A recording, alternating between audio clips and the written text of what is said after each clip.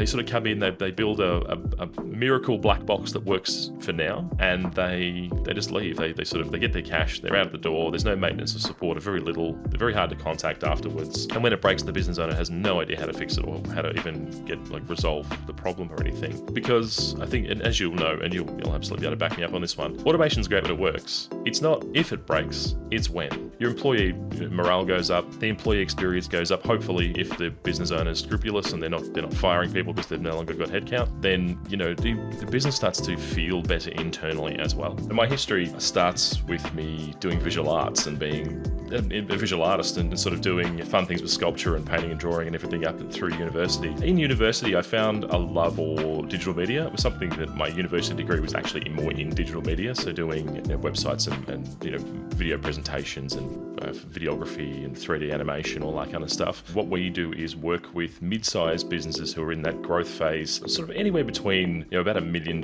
annual recurring revenue up to about 10 million. A lot of business owners have fear when you first initially approach them about automation, because they think that, well, if their employee can be automated, well, their role could probably be automated too. When I was running my copywriting business, one of the things that I needed to do was to be able to improve efficiency. It was just me, and it was something that while I was good at being able to sling words around and get the products and processes done, what I always found as a struggle were things like marketing and getting just little things out that I didn't have the time in my day to be able to do. And while I could go hire a virtual assistant, I sort of stumbled upon other systems and tools to use. Of course, I was already a user of If This Then That, and Power Automate was always up there as well, and PowerShell as well. But I started investigating heavily into Integromat, which has now become Make, and then lo and behold, this sort of just bastion from the heavens all of a sudden dropped upon us called N8N out of nowhere. There's still a hurdle there to be able to say, okay, well, what can be done and what is possible to be done versus what's compatible to the thinking of the business owner. Because like a business owner, where if they're not in a non-tech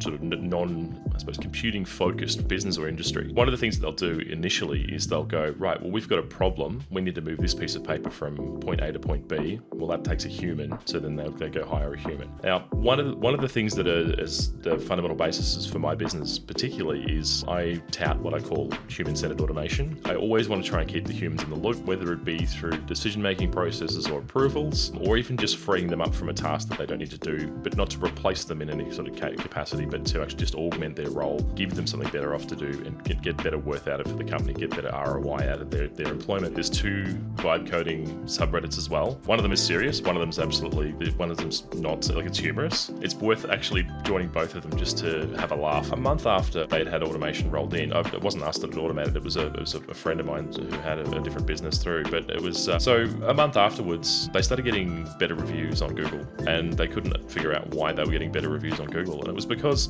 their front of house staff could actually spend the time with the customer to be able to walk them through the product and not just like sling them an email and expect the customer to read the whole thing top to bottom. They could actually spend time with their customer. They started getting these glowing reviews. And look, if anyone is listening to this who's a business owner who wants to go into automation, I can only say, if you come up to a person and they say they're going to sell you an automation for $300, walk away.